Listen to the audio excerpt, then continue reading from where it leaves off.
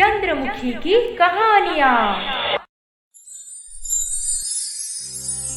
Hello दोस्तों, ये कहानी शुरू होने से पहले अगर आपने हमारे चैनल को सब्सक्राइब नहीं किया है तो जल्दी से सब्सक्राइब करके बेल आइकॉन दबा दीजिए, क्योंकि हम आते हैं हर बार एक नए किस्से के साथ। डायना, तुम्हारी सास तो बड़ी मस्त कैरेक्टर है।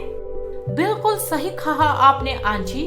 अब देखिए, गांव में घूमकर एक नया किस्सा लेकर पहुंच जाएंगे घर पे। तैयार रहिए। मैं निकला ओ गड्डी लेके, ओ रास्ते पर ओ सड़क में एक मोड़ आया। मैं लगता है ये रो रही है। मैं क्या करूं, मेरी फूटी किस्मत और उस पे सबके ताने। जिंदा रहूं तो किसके लिए? किसी के लिए क्यों जिंदा रहना, अपने लिए जियो। ये कहना आसान है आंटी, पर गांव में ऐसा नहीं होता। शायद आप शहर से आई हैं, पर पैदा तो गांव में हुई थी ना, और 20 साल तक वहीं पर पली बढ़ी हूँ। कौन हो तुम, और यहाँ पे दोपहर में ऐसे बैठ के रो क्यों रही हो? मेरा नाम मिली है, इस गांव की बहू हूँ मैं। 5 साल हो गए हैं शादी को, पर मुझे बच्चा नहीं हो रहा और डॉक्टर भी मना कर दिए हैं। तो इसी कारण मरना है तुम्हें? क्या ये कोई छोटी वजह लग रही है आपको?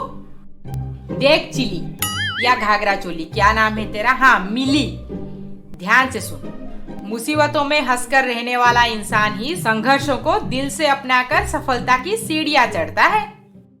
ये सारी बातें बस किताबों में अच्छी लगती है आंटी, मानने के लिए नहीं।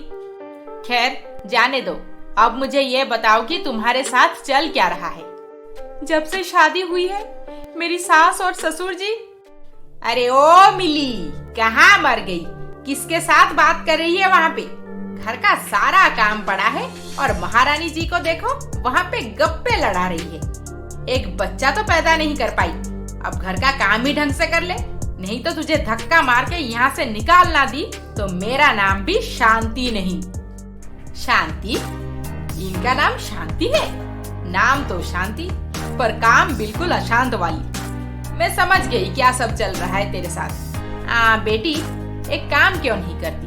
अनाथालय से एक बच्चा लाकर उसको अपना नाम दे दे। मैंने इस बारे में बहुत सोचा, फिर मेरे पति भी तैयार थे, पर मेरे सास ससुर कहाँ मानते हैं। उन्हें तो अपने ही खून का बच्चा चाहिए।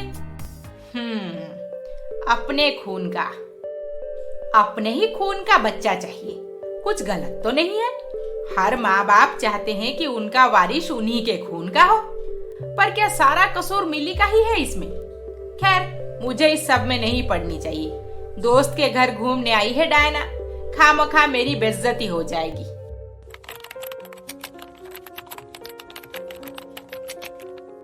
नमस्ते आंटी, गांव घूम के आ गए आप? खुश रहो बेटा। हाँ हाँ, आ गई। हाँ, डन। क्या डन हुआ बेटा, हमें भी बताओ।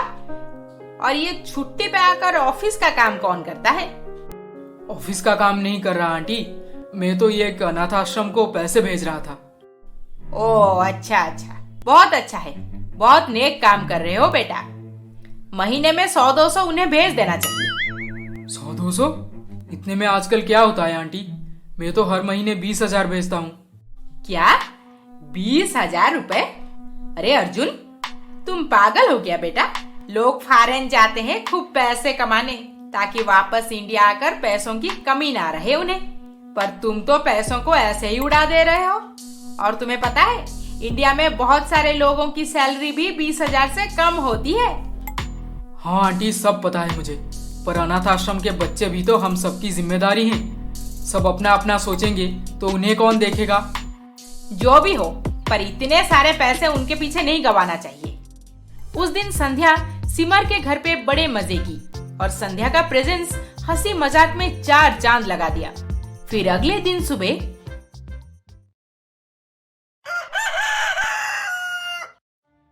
अनाथ आश्रम में पैसे दान दे देकर पति पत्नी कंगाल। अरे अरे अरे, ये कैसा न्यूज है? देश में अनाथ आश्रम के नाम पे बिजनेस चला रहे हैं सब। उन्हें तो एक फूटी कौड़ी भी नहीं देनी चाहिए। संध्या आंटी, मैंने तो आज का न्यूज़पेपर कब का पढ़ लिया, पर मुझे ये न्यूज़ कहीं भी नहीं दिखी। पर मुझे तो साफ साफ दिख रहा है बेटा कि तुम्हारे साथ क्या क्या होने वाला है आगे। ओके आंटी, आप फ्री हैं ना आज? हाँ हाँ, ऑफिस तो जाना नहीं मुझे, फ्री ही हूँ मानो। तो फिर चलिए एक अच्छे जगह पे घूमने चलते हैं। घूमने? ठीक है चलो, मैं अभी सिमर के माँ को बुला लाती हूँ, उन्हें भी ले चलते हैं। फिर अर्जुन, सिमर के माँ और संध्या कहीं घूमने निकल पड़े। काफी देर बाद उनकी गाड़ी एक बिल्डिंग के पास खड़ी हुई। बेटा अर्जुन, तुम तो हमें कहीं घुमाने लेके जाने वाले थे, फिर ये स्कूल में क्यों लाए हो? माँ, ये स्कूल नहीं है, एक अनाथालय है। हैं? इतना बड़ा? हाँ आंटी, अंदर चलिए, आपको और भी बहुत कुछ पता चलेगा। संध्या और सिमर की माँ जैसे जैसे अंदर चलते गए, उनके आंखों में आंसू भर आई, क्योंकि एक औरत ही बच्चों के दुख को अच्छे से महसूस कर सकती है। अरे बेटा, ये बच्चे तो बहुत बुरे हालात में हैं और इनके फटे हुए कपड़े, गंदे बाल, और इन्हें देख के लगता है जैसे खाना भी सफिशिएंट नहीं मिल रहा। एग्जैक्टली आंटी, इन्हें 3 टाइम अच्छे से खाना भी नसीब नहीं होता, इसीलिए हम सबका फर्ज बनता है कि इन्हें अच्छी लाइफ दिलाने की कोशिश करें। अपने सैलरी से कुछ हिस्सा इनके परवरिश के लिए दान दे दें। बात तो एकदम सही कहा तुमने अर्जुन। मैं तो सोच बैठी थी कि अनाथ आश्रम बस बिजनेस करने के लिए खोला गया है, बड़े बड़े लोगों से पैसे लूटकर मजे कर रहे होंगे वहाँ पे लोग, पर असलियत तो कुछ और है। अरे ये तो मेरी फॉरेनर बहू जैसी दिख रही है। Diana, Diana. अरे माँ जी, आप यहाँ पे कैसे? मैं लेकर आया था इन्हें। पहले तू बता कि मुझे बिन बताए यहाँ पे क्या करने आई है। अरे आंटी, आपको नहीं पता? डायना नहीं तो मुझे इस एनजीओ का डिटेल्स दिए थे ताकि मैं भी इनकी मदद कर सकूं। ये तो सालों से इस अनाथ आश्रम को डोनेट करती आ रही हैं। सालों से? माँ जी, क्या आपको नहीं लगता कि हमें इनकी हेल्प करनी चाहिए? हाँ हाँ, बिल्कुल सही काम कर रही है तू डायना। इन बच्चों को एक एक अच्छा घर मिल जाए तो जिंदगी संवर जाएगी इनकी। अब चलो, मुझे मिली के घर ले चलो। मिली? ये मिली कौन है? कुछ देर में संध्या सबको लेकर मिली के ससुराल में पहुंची और उसके सास ससुर को एक बच्चा एडॉप्ट करने के लिए मनाने की कोशिश भी की। पागल हो गई हो क्या तुम बहन? सिमर की माँ की इज्जत करते हैं हम, नहीं तो कब का घर से निकाल देते। हमें किसी और का बच्चा नहीं चाहिए, आखिर अपना खून अपना होता है। बच्चे तो भगवान का रूप होते हैं। अगर आपके वजह से किसी को अच्छी लाइफ मिल जाती है तो इससे बड़ी नेकी और क्या होगी। हाँ, और रही बात खून की, तो जब पिछले साल आपका एक्सीडेंट हुआ था तब आपको आपके घर का नौकर खून देकर बचा लिया था। अब आप कैसे खून में अपना पराया कर सकते हैं, थोड़ा सोचिए। फिर डायना ने उन्हें सारी बातें एक एक करके समझाई और फाइनली उन अनाथ बच्चों में से किसी एक को अपनाने उन्हें मना ही ली। सच बात यह है, मिली से हम बहुत प्यार करते हैं, पर उसने अभी तक एक बच्चा नहीं दे पाया हमें। इसी कारण हम इसे भला बुरा सुनाते आ रहे हैं, पर अब लगता है कि हम देर कर दिए। अनाथ आश्रम से एक बच्चा ले आते पहले तो अब तक हमारा परिवार हंसी खुशी से भर चुका होता। मिली, बेटे को फोन लगा के ऑफिस से बुला ले, हम अभी चलेंगे अनाथ आश्रम। माँ, मिली भाभी को तो सल्यूशन मिल गया, पर मेरा क्या होगा? मैं समझ गई हूँ बेटी कि तुम भी बच्चा करने में प्रॉब्लम फेस कर रही हो।